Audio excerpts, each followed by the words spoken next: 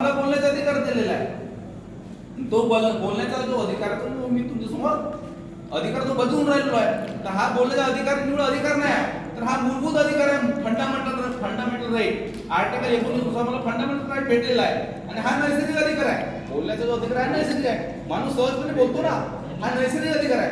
हा आमचा बोलण्याचा अधिकार आज संविधान लागू आहे. आम्ही स्वतंत्र भारतात राहतो आम्ही म्हणतो ना, तर हा आमचा बोलण्याचा अधिकार हे ब्राह्मण लोक की जे व्यवस्था लोक हे दडपून टाकतात. हो तर हे बोलण्याचा अधिकार तर आमचा संपवून राहिलेले आहे. आमच्या जगण्याचा पण अधिकार संपवला यांनी. आमचा बोलण्याचा अधिकार संपवला यांनी. आमचा जगण्याचा अधिकार संपवलाय. कसं? आमचे शेतकरी गुलाम भारतात आत्महत्या करत नव्हते, स्वतंत्र भारतात आत्महत्या करताय. का बरं आत्महत्या करताय? आमच्या मालाला भाव नाही, माल पिकत नाही, पिकला तर मालाला भाव नाही आणि रासायनिक खताचा एवढ्या मोठ्या प्रमाणात रेट वाढवला आहे का खर्च जास्त आणि उत्पन्न कमी, अशी कंडिशन. मला वाटतं शेतकरी वर्ग इथं मोठ्या प्रमाणात असेल. तर आमच्या शेती म्हणजे आमच्या उत्पन्नाचा स्रोत आहे तो आमचा संपवला. दुसरा आमचा स्रोत कोणता होता? नोकरी आहे. SC ST OBCच्या लोकांना त्या नोकऱ्या मिळत होत्या. आता काय करून आले? मोठ्या प्रमाणात सरकारी कंपनी विकणं चालू केलेली आहे उद्योगपतींना, ठेकेदारीमध्ये. तर यामुळे काय होऊन राहिलंय? आम्हाला जो आरक्षण मिळत होता संविधानानुसार किंवा आम्हाला ज्या सरकारी नोकऱ्या मिळत होता, आता जर सरकारी शाळा जर सुरू राहिल्या असत्या तर मी D.Ed झाल्यामुळे साहजिक मास्टर झालो असतो. मास्टर झाला असतो म्हणून काय झालं असता? मला 40-50 रुपये पगार भेटला असता आणि माझं जीवन सुखी झालं असतं.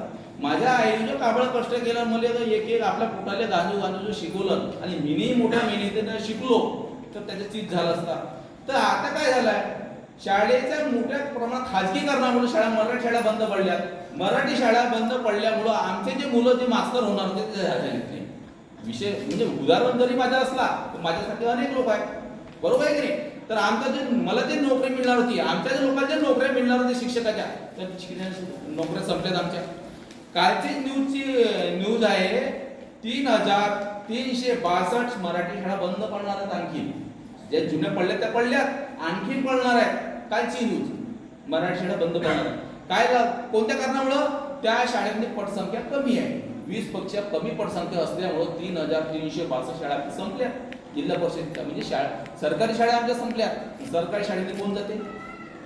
गरीबाच्या पोरं जाते ना, अंबानी अदानीच्या पोरं जाते, उद्योगपतीच्या जाते का? मिलवाल्याच्या पोरं जाते ना, आमचे पोरं जातात. शेतकरी मजूर वर्गाचे यांचे पोरं जातात ना. मग मला सांगा, जर ह्या शाळा बंद पडल्या, खाजगी शाळा जर सुरू राहिल्या तर आमच्या शेतकरी, आमचा मजूर वर्ग आपल्या मुलाला शिकू शकते का? कसं काय शिकवणार? आणि खर्च किती आहे त्या खाजगी शाळांचा? म्हणजे आमचं शिक्षण पण संपवला. आणि ह्या देशाचं संविधान काय म्हणते? भारतातल्या प्रत्येक नागरिकाला, प्रत्येक मुलाला फ्री आणि कंपल्सरी एज्युकेशन मिळायला पाहिजे आणि चांगलं मिळायला पाहिजे. मिळते का मिळाले? आमच्या जिल्हा परिषद शाळेची का व्यवस्था कोण आहे? खिचडी का आहे का? नाही कंडिशन खिचडी का? काय सांगते? पौष्टिक आहार आहे म्हणते.